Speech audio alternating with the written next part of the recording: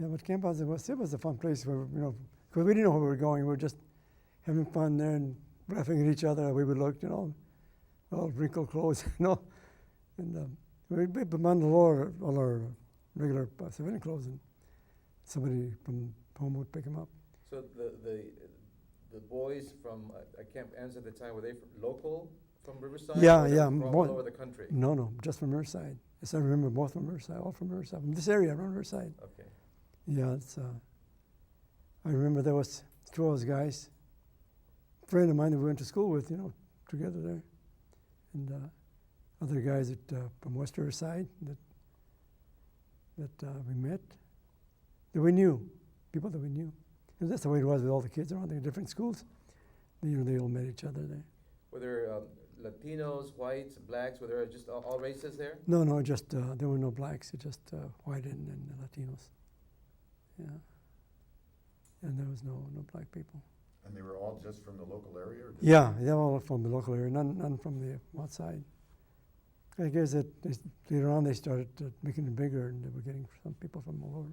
But when I was in there, it was just from this county, or the county, I think it was the county. And they were all mixed, or were they segregated, the No. whites here and the Latinos there? No, they're all mixed, We're all together. We slept together, like brothers, just like brothers. Yeah, but the little bunks they had there, we'd start playing around, because we're still young, just kids. And we didn't know what was going to happen, where we're going or anything. Mm-hmm. But like I said, we thought we were tough. They were not tough. But they were not tough at all. Yeah, we looked out for each other and tried to stay alive. Did you, by any chance, ever know Smiley Villegas? Yeah, he was my best friend. Tell us about that. Yeah, we went to school together since we were kindergarten. We were all raised there in Casablanca. We used to hang around together all the time. Till we started hanging around together when we were maybe about 12 years old. We hung around together all the time. And when we got our greetings, from the government, greetings, you're being selected for the service. He got his greetings first because he was a couple of months older than I was. And he went for his examination, and he passed the examination. But they had a big family. They had 16 in their family, and his dad couldn't support him all, so they got him a deferment, so he could help out feed the family. And when I went in for my a couple of months later, went in for my exam, and I passed my examination. I passed it, and they asked me what branch of service do you want to go into? I said, well, I want to go in the Army because I wanted to go be a gunner in an airplane. But it didn't turn out that way. I was a gunner in the infantry. Anyway, he was, when I left, we were real close. We spent every night we were together listening to music. He liked music, and we both liked music. He used to like sing along with the song we were playing on the radio, where there was no TV then. And they had this program every Friday night where they had these the 10 top tunes of the week. The name of the band was, I think it was Kay Kaiser's Knowledge of Musical Knowledge. And we used to guess the 10 top songs. So we would sit there and guess and sing along with but every night till I went to in the military. And when I was in there, he went in there later, and I was already in the hospital. I was in the hospital in Paris, France. When he wrote to me, they had wrote to him from Riverside, telling he was in Lausanne already, that I had been wounded. I was in Paris, France, in the hospital. So I got a letter from him, and so a week later, I got a letter from Riverside telling me they had been killed. Just 1 week apart. Yeah, he was. Yeah, he was. You wouldn't believe that that he would get the Congressional Medal of Honor. He was like everybody. He was such a nice guy. He wouldn't hurt a fly. And, but you do things not because you want to do them. It's because you have to do them to stay alive. Try to stay alive anyway. Not because you want to be a hero, But things that you have to do because you want to, you want to, you know, just I have to do this, have to do this. One time we were is during the Battle of the Bulge. We were, well, let's talk about my brother. I'm talking about my other buddies too. I had buddies that I knew since we were in kindergarten. They killed 9 of them. When I came back, there were, I think, 9 or 10 of them. For being such a small place, Casablanca, that was quite. I mean, everybody, mostly about 95% of the guys were 18 or older. They were in the service, in the military. How were you wounded? I was wounded with a mine, a land mine. We were crossing attacking at dawn, early attack in the morning. We went across the river, across the Road River in Germany. But the Germans had a minefield. And we crossed through there, and we landed up in the minefield. And I was acting, and I was squad leader then, or acting squad leader. I was a squad leader at the time. And he was on my right side, and I think he would trip one of the mines. You know, the mines had, Berlin mines had wires going like this. They had them all over the place. So you hit a wire, the mine would go off. So I think he would hit one of the wires. Or if you step on the mine, it would blow your leg off or something. But you'd see guys with part of the face blown off or nothing, or something, you know. But mine was a $1 million wound, being so close to the mine, right next to Pee Wee. We used to call him Pee Wee, Kyrian. I just got a piece of shrapnel through my leg, and I think he got both of the legs blown off. But there you see the guys laying all over the place because there was so many mines. So when I got hit, I told my second gunner to take over the gun. So they kept on moving. Because they couldn't stop to help us or nothing. They had to keep on moving to take their objective because they had an objective to take, and they have to take it. Because you don't want to do that again. You have to do what you have to do. And so we laid there for about an hour, and then they picked us up about an hour and took us back to the field hospital. Picked us up a little bit and sent us back to, I went back to Belgium to the hospital. From there, they cleaned me and did what they have to do. And then from there, they sent me to Paris, France, to the hospital. Paris, France. So I was there 3 months. And then when I went, after the 3 months, I was on my way back to the front. It was when I was in the train, and that's when the people started, the war's over, the war's over. Yay, the war. I said, man, oh man, no, yeah, the war's over. Yeah, it was something. And I was glad I was out there. We were all glad. We're not, everybody was wanted to get home. They didn't want no more of that. No more of that. That was terrible. Like I say, sometimes I still get, if I go one thing at a time, I get chills. Still think about it. Because, you know, especially those big German tanks, and you have to go forward to them, against them, and then artillery hitting, shooting at you. And then the small arms fire, we used to call, you were not afraid of machine guns or anything, you were afraid of the big stuff. Direct fire from the tanks and the artillery. Because, the bullet was just a small bullet, but when you get torn apart by the way the guys were dying, tanks by us, the head tanks would get hit, and they started firing the tank, and the tanks started blowing up. See the guys trying to get out all on fire and stuff like that, and the rest of the guys couldn't get out. That was awful.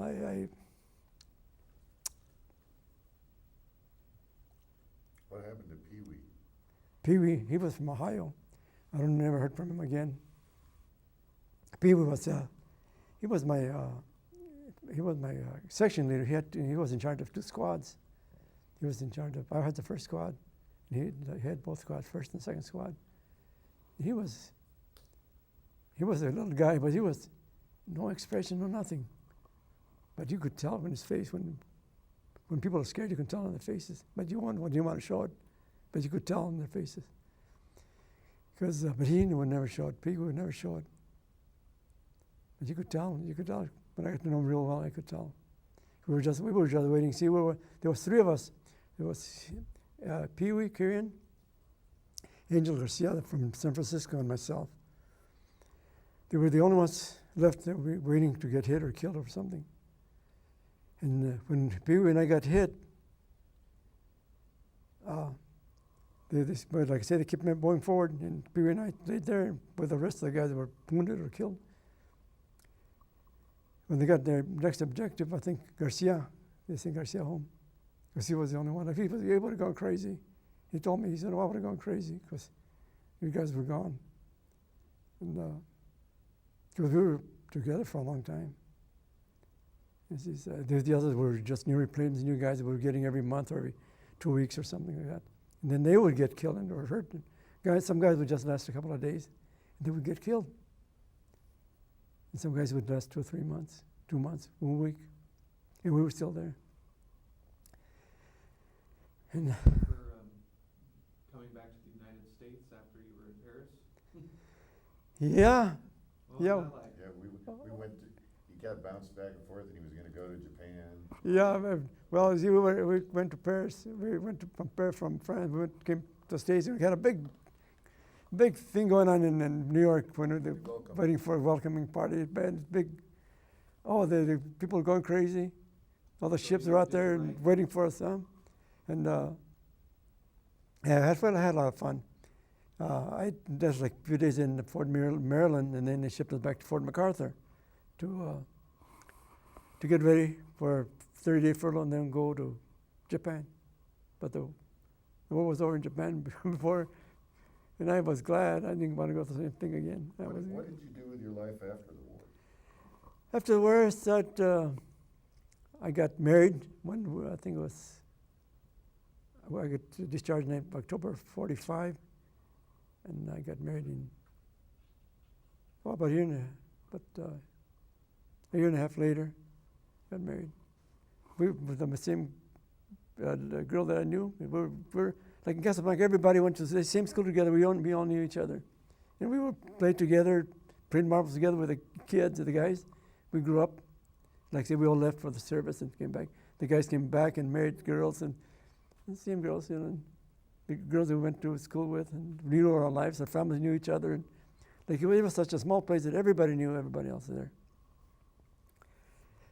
And there was the Italian families, Japanese families. Yeah, the Japanese people had like the Italian people had a couple of Italian people had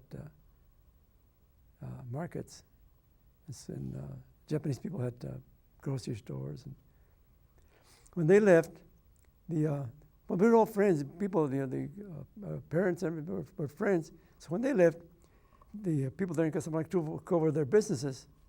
And when the war was over, and when the Japanese people would come back, they gave them they told them, would you take care of this for me before I'm gone? And people would do it, They ran their business and everything.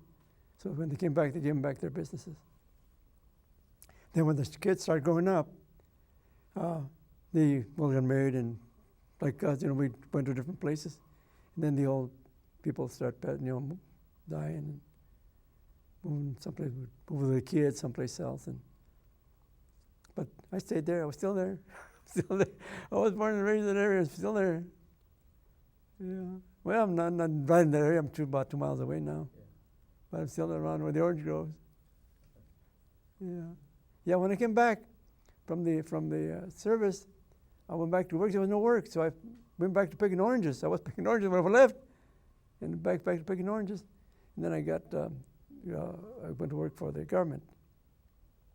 They're in Mariloma. Was the Army quartermaster depot with the ship. They had everything. They had guns, and they had subsistence, all kinds of subsistence for the troops.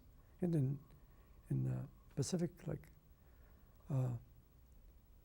it was in the right there. They were shipping stuff over there.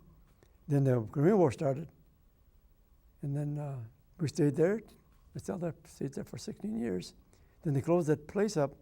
Then I started working in Norton. They trusted me to Norton. I was there. I was in there for 6 months, just temporary job, and I stayed there 40 years. I went to say I went as a laborer because they asked me, what can you do? Well, I'm a machine. I was a machine guy. What did you do in the service? I used to run the machine gun. I was a squad leader.